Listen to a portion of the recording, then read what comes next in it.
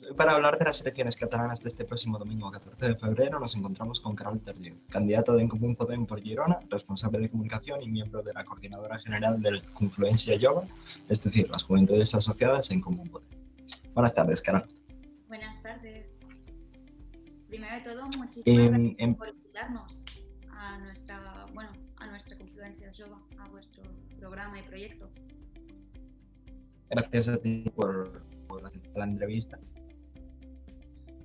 Y lo primero de todo, con respecto a las encuestas, que parece que os vaticinan unos resultados a En Comú Podem algo mejores que los de las últimas elecciones aquí en Cataluña, ¿qué es lo que esperáis? ¿Os fiáis de estas encuestas? ¿Esperáis unos resultados algo mejores? ¿Qué creéis? Las encuestas en general, y esto no es solo algo que pase en España, sino que pasa alrededor del mundo, son una pequeña franja de lo que puede pasar o de lo que no puede pasar, ¿no? Entonces, a veces pueden acertar, a veces pueden errar, igual que a veces pueden ir en lo correcto, pero aún así siempre puede haber cierto margen de error. Aún así sí que es verdad que se nos pronostica un resultado, una pequeña mejora respecto a las anteriores elecciones, pero lo que nos preocupa realmente, y creo que es algo que preocupa en general a todos los partidos, es el gran grado de abstencionismo que vamos a ver en estas elecciones, aunque es completamente comprensible, realmente. Y una vez que se realicen estas elecciones y tengamos los resultados, ¿con qué partidos cree En Comú Podem que podría estar dispuesto a pactar? ¿Qué objetivo tiene el partido en Cataluña? Bueno, el objetivo de En Comú Podem son varios, como tal. Yo, como has dicho al principio, soy de Confluencia Jove. Confluencia Jove, quiero destacarlo, no solo representa En Comú Podem, sino representa distintos partidos como tal, es decir, tenemos a Izquierda Unida también entre nosotros, etcétera, etcétera, etcétera. Entonces, en concreto, en cuanto a En Comú Podem, creo que es un partido que ha demostrado siempre estar a favor del diálogo, siempre estar a favor de potenciar los valores democráticos, de potenciar la igualdad entre las personas y en este caso entre las ciudadanas que hay en Cataluña. Entonces, aunque hay un único partido con el que creo que En Comú Podem no se vería capaz de poder llegar a un acuerdo, que sería Vox, por cuestiones prácticamente lógicas dentro de nuestro marco de argumentario, con todos los demás partidos creo que en mayor o menor medida se puede intentar hablar, dialogar e intentar llegar a un acuerdo. Aún así quiero destacar eso, que yo soy de Confluencia Jove y puedo discender de algunas cuestiones que pueda decir En Comú Podem en este caso. Y con respecto a la cuestión del independentismo catalán, ¿cómo creéis que se debe solucionar este problema? ¿Cómo se debe solucionar el problema? Creo que has hecho la pregunta del millón, que creo que se la cuestionan no solo los partidos, sino en sí todas las catalanas y catalanes que hay aquí. Incluso los que no viven aquí, muchas personas se preguntan cómo solucionar una cuestión que divide a la sociedad casi en un 50-50, ¿no? Por decirlo así, porque sí que es cierto que nunca se ha preguntado a la población catalana en su totalidad qué opina sobre el independentismo y por lo tanto no podemos tener un resultado cierto sobre su opinión, pero en la gran mayoría de proyectos que se ha intentado dar una respuesta a cuál es la concepción que tiene la ciudadanía de Cataluña sobre el independentismo, llegamos a esa conclusión, en de que hay una brecha muy importante. Creo que la solución es ir al origen de esa brecha. Aún así es muy complicado llegar al origen porque si preguntas a una persona independentista por qué es independentista, cada una de esas personas te va a dar un argumento. Es decir, hay razones para ser independentista, tantas razones como tantas personas lo son, por decirlo así.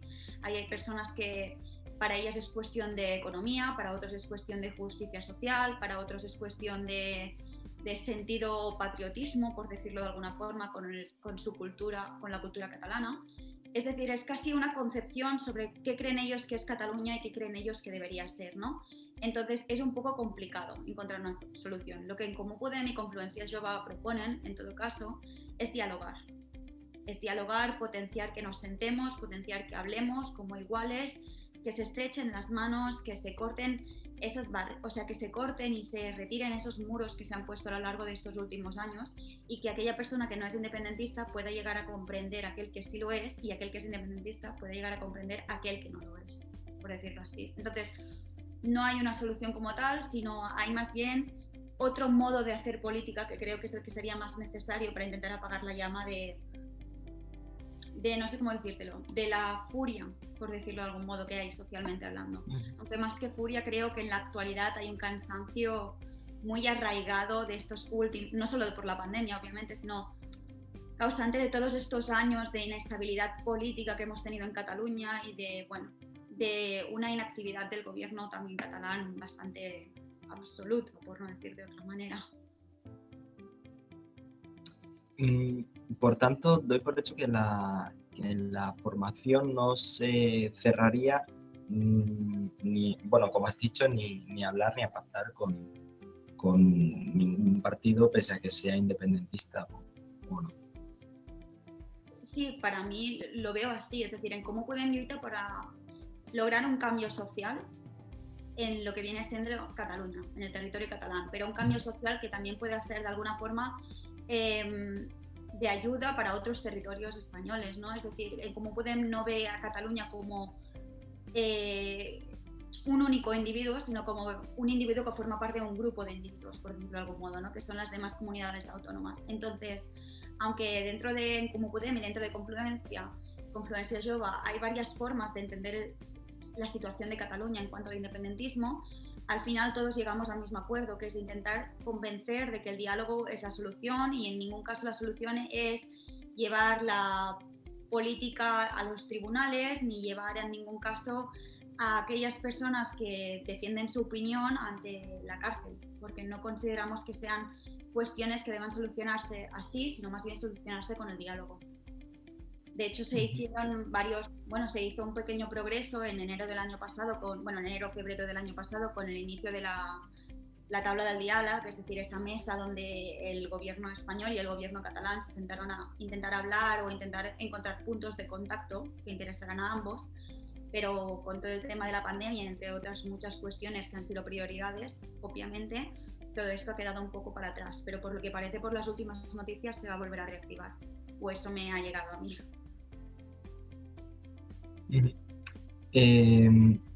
Con respecto al tema de los políticos independentistas, ya que has tocado ahora un poco el tema, Confluència Jove, ¿quién los considera? ¿Presos políticos o políticos presos? ¿Y qué opinión tiene al respecto de este caso? Me pones en una situación difícil al tenerte que dar una concepción desde Confluència Jove en cuanto a esta opinión, ¿de acuerdo? Porque creo que es un tema muy complejo en el que cada uno tiene sentimientos encontrados, por decirlo así. Yo personalmente, mi opinión, para mí son presos políticos. Es decir, para mí son personas que han sido presas durante su etapa como políticos por algo que han hecho durante su etapa como políticos, por decirlo así, y por defender unas ideas políticas. Más allá de que pueda encontrar condiciones en cuanto a cómo las han defendido o pueda considerar que su forma de defenderlas no ha sido la más adecuada para favorecer un sistema democrático de cordialidad y de igualdad entre las ciudadanas, creo que aún así, para mí, mi concepción personal es que son presos políticos. Muy bien.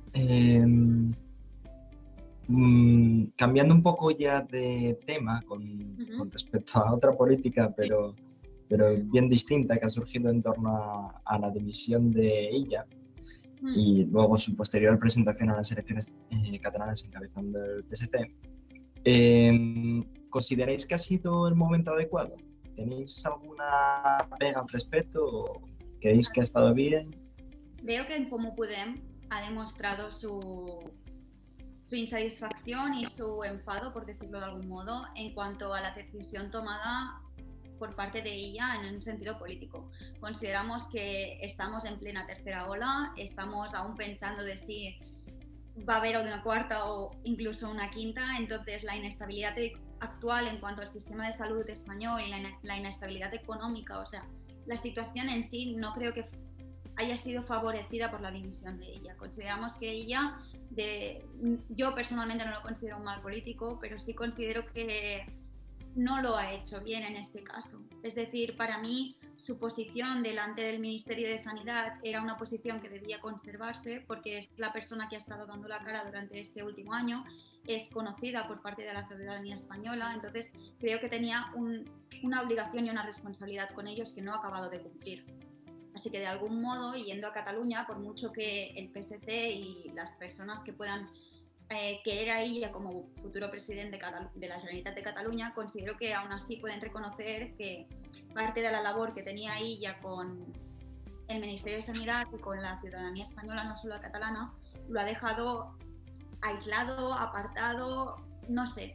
Hay una expresión en catalán que me gusta mucho en este caso que sería tirar pelotas fuera, o sea, tirar pelotas fuera, es decir, no ser congruente ni responsable incluso con el discurso que ha estado haciendo durante todo este año. Es decir, ella nos ha intentado vender un político responsable, un político educado, un político dialogante, es decir, un político que en vez de las risas, en vez de los gritos, él utiliza el respeto, por decirlo así, y considero que lo que ha hecho ha sido una gran falta de respeto, no solo a la responsabilidad que su cargo implicaba, sino a la responsabilidad que tenía con y para todos los españoles y españolas. Centrándonos un poco más ya en lo que son las propuestas y demás de En Comú Podem, incluso las cuestiones que pueda llegar a proponer Confluència Jove, ¿qué es lo que destacarías más del programa electoral de la formación? Creo que sobre todo el programa de En Comú Podem en estas elecciones se ha centrado mucho en la reconstrucción de todo aquello que ha sido abandonado en estos últimos años por parte del independentismo, de los partidos independentistas. Hemos estado en manos de un gobierno completamente inactivo en cuanto a las demandas de la ciudadanía, o un gobierno incluso te diría que ha estado ausente ante las necesidades que tenía la ciudadanía. Entonces, creo que las propuestas en Comú Podem se resumen, por decirlo de algún modo a titular, en recuperar, reconstruir y reformar aquella Cataluña herida por parte de la inestabilidad y el enfado que ha habido por parte de tanto un 50% de la población como el otro 50%, por decirlo así. Es decir, es un programa que se basa en tender puentes, es un programa que se basa en atender todas las necesidades, no solo unas necesidades de un bando, por decirlo así, y que más bien es una forma de hacer política, entendemos nosotras, para dejar de hablar de bandos, dejar de hablar de bloques, simplemente hablar de personas, de sus necesidades y de intentar avanzar unidas hacia lo que nosotros consideramos que debe ser la mejor versión de Cataluña. Y siguiendo un poco con este tema, ¿qué propuestas concretas? A ver, en Confluència Jove en sí se centra en propuestas jóvenes, ¿de acuerdo? Se centra sobre todo en garantir todo lo que son los derechos de las personas jóvenes en sí, en no olvidarlas, en ponerlas en el centro, tanto sus necesidades incluso de salud, como viene siendo dejar de estigmatizar la salud mental y cómo la salud mental de las jóvenes se ha visto perjudicada durante la pandemia o incluso se ha visto perjudicada durante estos últimos años por la inestabilidad política. Después hablamos mucho del tema de garantir la igualdad de aquellas personas que están siendo racializadas, de aquellas personas que están siendo estigmatizadas por su condición de género o su condición sexual, de orientación sexual. Entonces nos centramos en una parte en eso. En otra parte, en cuanto en el sentido económico, nosotros creemos que una redistribución de la riqueza puede ser, es decir, que la redistribución de la riqueza que se hace actualmente debe ser aún mayor. Debemos intentar paliar esa brecha que se ha creado entre las personas más ricas y las personas más pobres. Esta diferencia ha crecido desde la crisis del 2008 y nosotros queremos intentar cerrar un poco más esa brecha, intentar acercar a las personas y mejorar sus condiciones, sobre todo centrándonos en aquellos que menos tienen, ¿no? Porque consideramos que, por ejemplo, cuestiones como la vivienda es un derecho fundamental para nosotros, que cada una de las personas no solo tenga un techo bajo el que dormir, sino que ese techo sea un techo digno, ¿no? Además de otras cuestiones como un derecho a la educación pública digna, un derecho a la sanidad pública digna. Así que son varias algunas de esas cosas. Si nos centramos en cosas muy concretas, Hay un tema que, por ejemplo, a mí me afecta como ex universitaria, que me gradué este año, pero aún lo siento muy de cerca, ¿no? Que es el tema de las prácticas universitarias, las prácticas públicas, la recuperación del empleo juvenil, la recuperación de un empleo juvenil que no debe ser precarizado. De hecho, se demuestra en esta pandemia que el empleo precarizado es ese empleo que más se ha perdido durante esta pandemia. Es decir, ese empleo con las peores condiciones, con la peor remuneración, los peores horarios, es el que más se ha debilitado, porque normalmente era un empleo que provenía casi te diría de hostelería o de sectores parecidos, ¿no? Entonces, es un hecho de que las jóvenes usamos este tipo de empleos como un recurso, es decir, porque son empleos en que en poco tiempo se nos puede llegar a hacer, a veces ni un contrato, pero en poco tiempo podemos llegar a conseguir un dinero que nosotros luego destinaremos como consideremos, pero muchos universitarios lo destinamos para pagar la matrícula de la universidad o para pagar nuestras necesidades, ¿no? Entonces, hace falta también echar un ojo a esta redistribución o a este formato del empleo en sí, para que las jóvenes no quedemos apartadas. Entonces, en Comú Podem no solo se centraría en las jóvenes, sino se centra en todas las pirámides de la sociedad, ¿no? En todos los componentes de la pirámide social, pero aún así las jóvenes creemos que tenemos que ser una prioridad, o eso creemos Confluencias Yoga. De hecho, salían hace poco unas estadísticas de la Unión Europea que demostraban que en España el 40% o más del 40% de las jóvenes estamos en paro, por decirlo así. Entonces, realmente es gravísimo ese hecho de que aquellas que están, si un 40% están en paro y otro porcentaje que ahora mismo no te sabría decir, están con un contrato, es decir, tienen un trabajo, pero muchas veces ese trabajo es precario, ¿qué futuro nos queda a las jóvenes? Y si el futuro de las jóvenes no es un futuro digno, tampoco la sociedad española va a poder tener un futuro digno, por decirlo de algún modo. Y por ende la catalana, obviamente.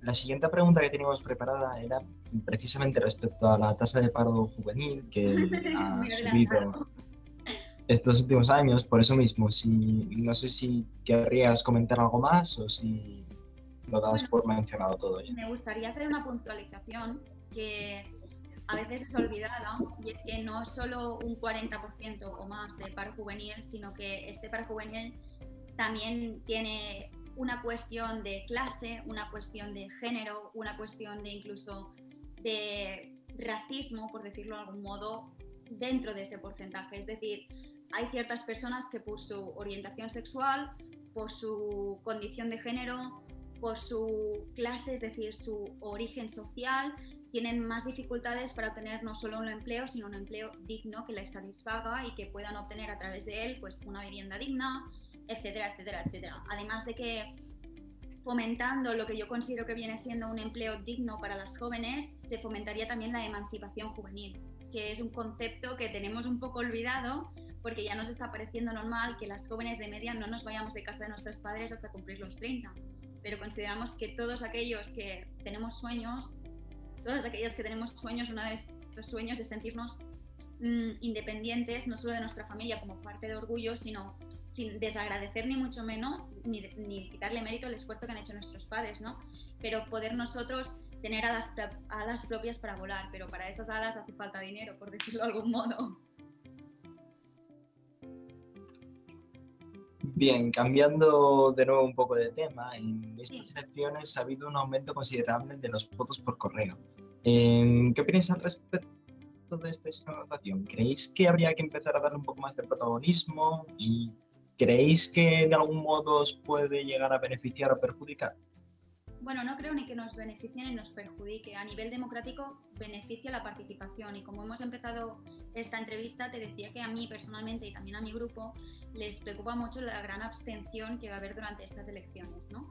Además que Cataluña viene siendo, vamos, una de los territorios españoles con unos índices de participación más altos en sus anteriores elecciones, así que va a ser un contraste a nivel de comparación. Aún así, yo misma, por ejemplo, he votado como por correo, no solo por condición de salud o porque considero que es una alternativa más que debe ser legítima, sino porque considero que se tendría que favorecer todas aquellas herramientas que puedan ayudar a la gente a ir a votar, no solo en estas elecciones por la situación de la pandemia, sino con completa normalidad. De hecho, estaba leyendo antes de ayer el tema del voto electrónico, es decir, no el voto electrónico como se ha hecho ahora, por el hecho de que a través de el DNI electrónico solicitas el voto por correo, etc., no, sino el voto electrónico como tal.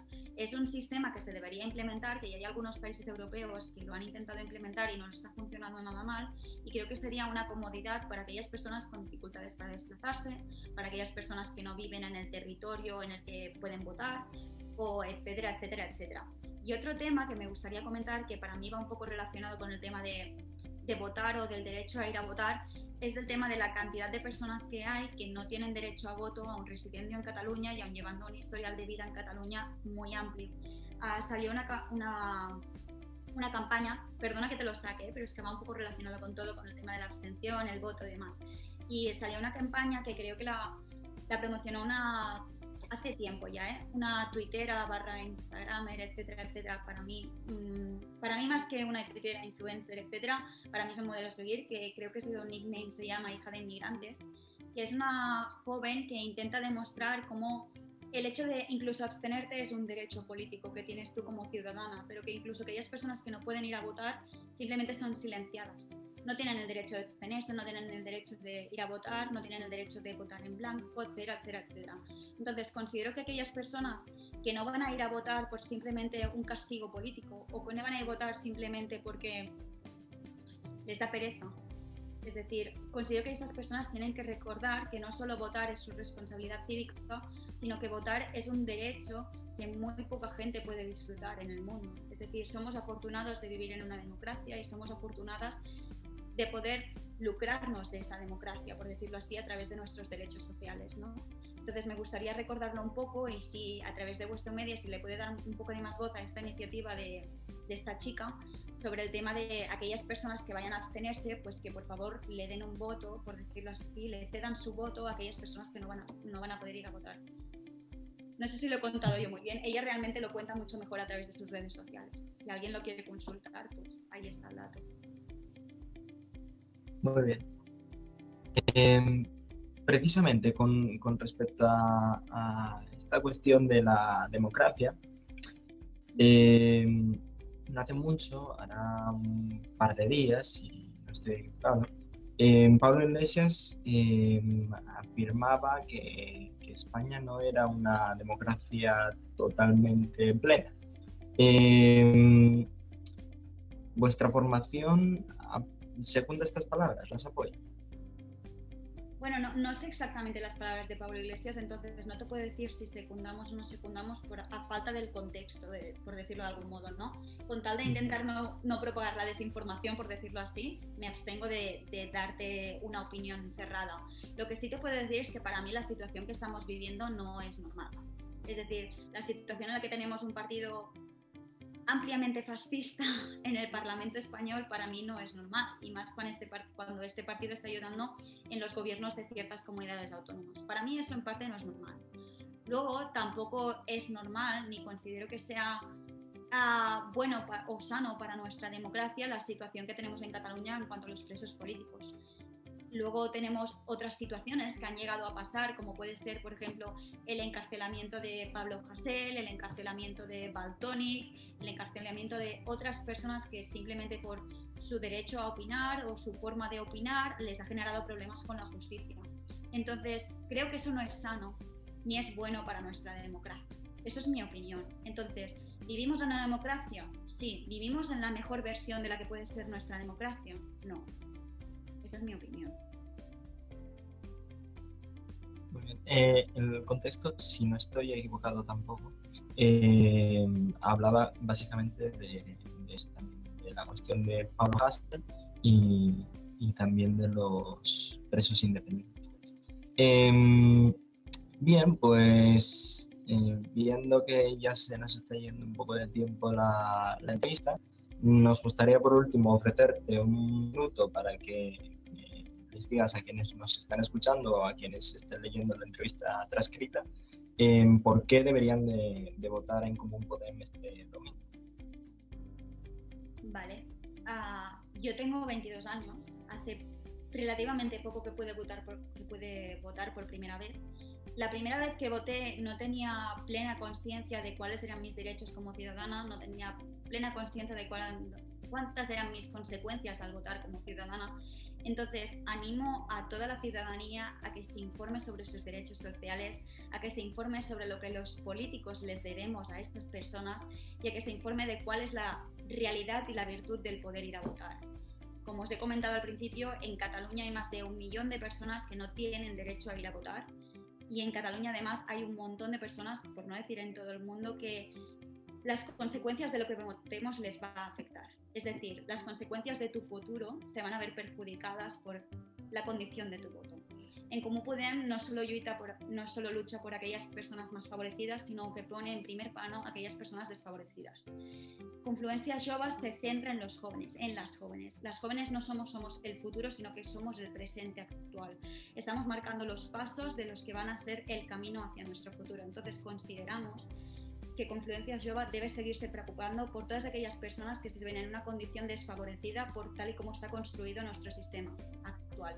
Un sistema que fomenta no solo la mediocridad o el desvalor de las mujeres en su trabajo y el potencial femenino, sino que perjudica a aquellas personas que su condición de género es distinta a la de hombre o mujer, sino que se distingue de eso. Condiciona también a aquellas personas que su orientación sexual no se basa simplemente en ser hetero, y condiciona también a aquellas personas que quieren ser innovadoras, que quieren ser distintas y que quieren desmarcarse de lo que las reglas del sistema y el status quo nos han vendido siempre. Entonces, más que intentar comprar el voto en Comú Podem o más que intentar invitaros a que os unáis a Confluencia Jove, os invito simplemente a ir a votar y a que ejercéis vuestros derechos como ciudadanos.